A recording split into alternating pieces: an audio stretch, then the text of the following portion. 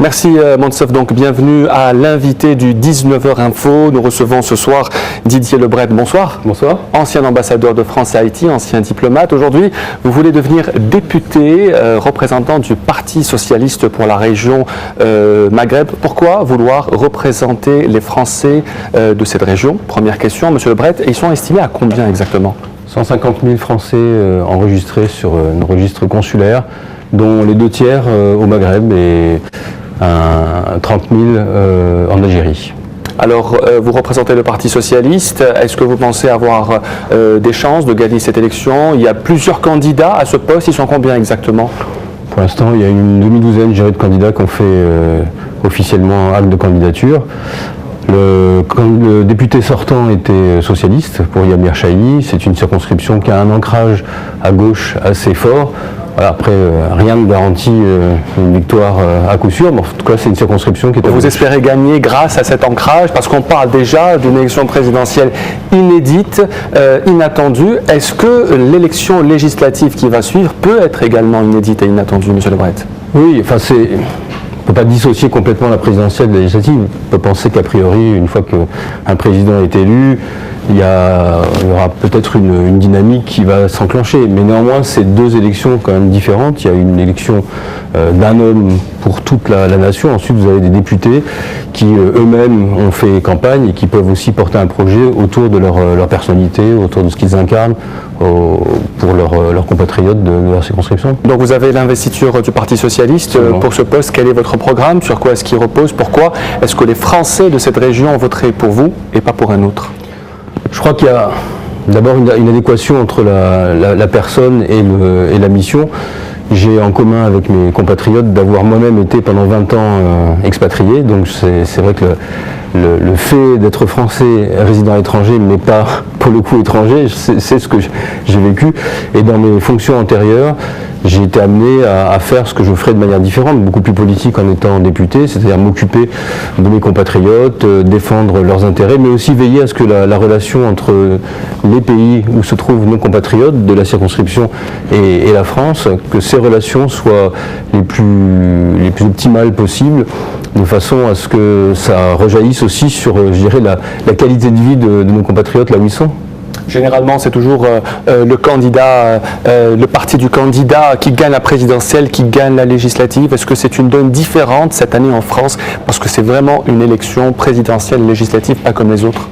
Elle est inédite, mais je crois qu'à la fois il y aura certainement une dynamique, et d'un autre côté il y a aussi ce que le candidat porte lui-même, ce qu'il incarne, la campagne qu'il aura pu faire, sa capacité aussi à parler à un maximum de nos concitoyens, et avoir aussi trouvé les mots qui emportent l'adhésion. Moi j'ai le sentiment, je suis en campagne depuis plusieurs mois, j'ai le sentiment que nos compatriotes ne sont pas insensibles au fait d'avoir en face d'eux un vrai professionnel de la diplomatie, quelqu'un qui, une fois encore, sera capable de les défendre, qui connaît à la fois de manière intime, quotidienne, mais aussi de manière plus large leur problématique. Alors vous avez rencontré beaucoup de Français d'Algérie, vous allez rencontrer également aujourd'hui et demain. Quelles sont leurs préoccupations? Est-ce qu'elles sont différentes de ceux de la métropole, entre guillemets, lorsqu'on est expatrié? Forcément, quand vous êtes loin de la métropole, d'abord vous vivez dans un pays qui par définition est souverain, donc vous devez vous soumettre aux règles du pays, aux us, aux coutumes,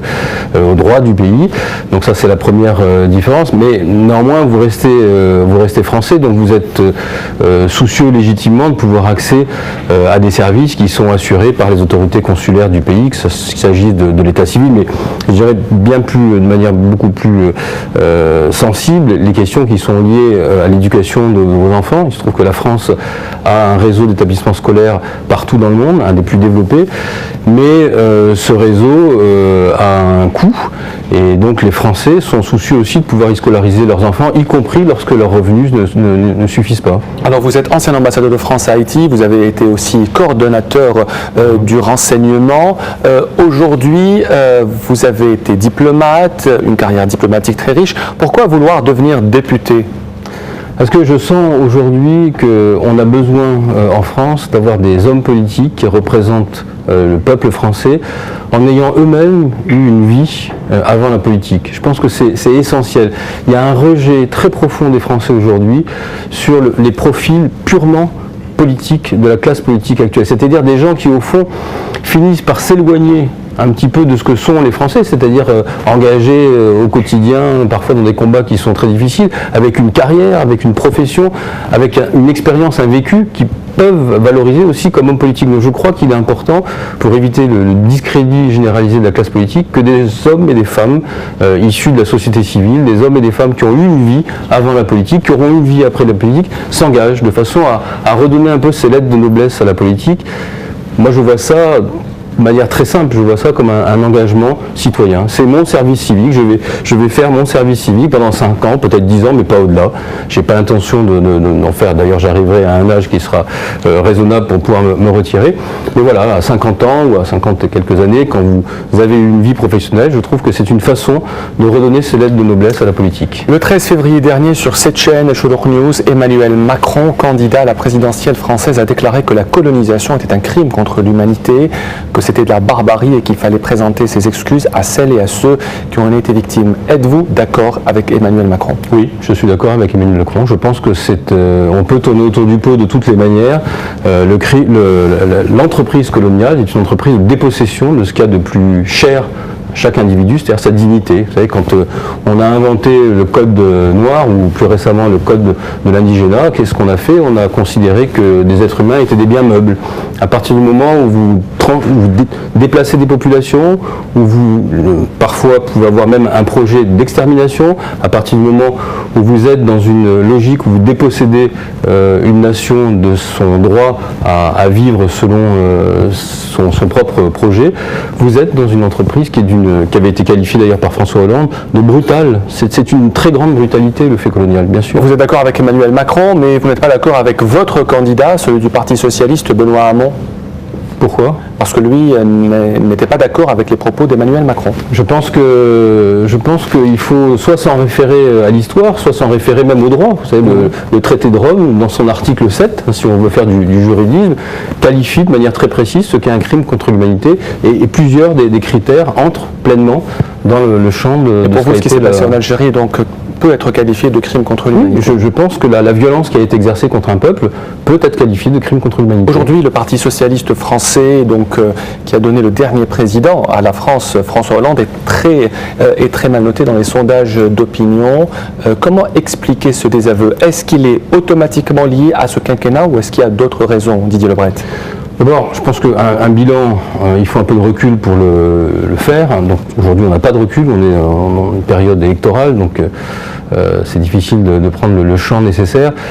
Et je crois que les historiens rendront compte avec plus d'objectivité que ne le font les sondages de ce qui a réellement été fait durant ce quinquennat. Il y a de belles choses qui ont été faites durant ce quinquennat, et on voit bien aujourd'hui que, quelque part, le président sortant remet les clés du pays à son successeur, avec un pays qui au fond va mieux.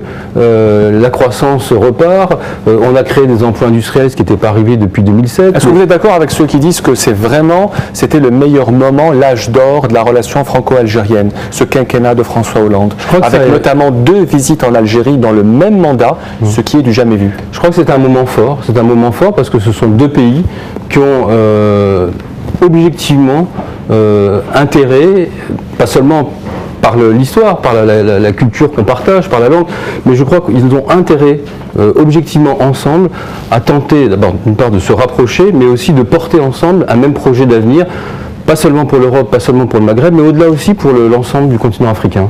Est-ce que l'extrême droite constitue toujours un danger sur la politique française? Est-ce qu'elle a des chances aujourd'hui, la candidate de l'extrême droite, Marine Le Pen, d'accéder à la magistrature suprême le 7 mai prochain, Didier Lebret? Je ne sais pas si elle a des chances. En tout cas, je pense que jamais ce parti n'a été aussi près des portes du pouvoir. Donc il faut tout faire pour que demain, la France ne se retrouve pas au banc des nations comme étant passée d'un pays d'ouverture, un pays qui a défendu le premier les droits de l'homme, un pays qui s'est battu pour que partout il y ait moins d'injustice, plus de progrès social, plus d'ouverture à un pays qui incarnera demain, si elle était élue, le racisme, la xénophobie, l'intolérance, le repli sur soi. Merci beaucoup Didier Lebret. Vous êtes donc candidat socialiste à la députation pour la circonscription Maghreb et Afrique des Français de l'étranger aux prochaines élections législatives en France. Merci d'avoir répondu à nos questions. Merci Arène.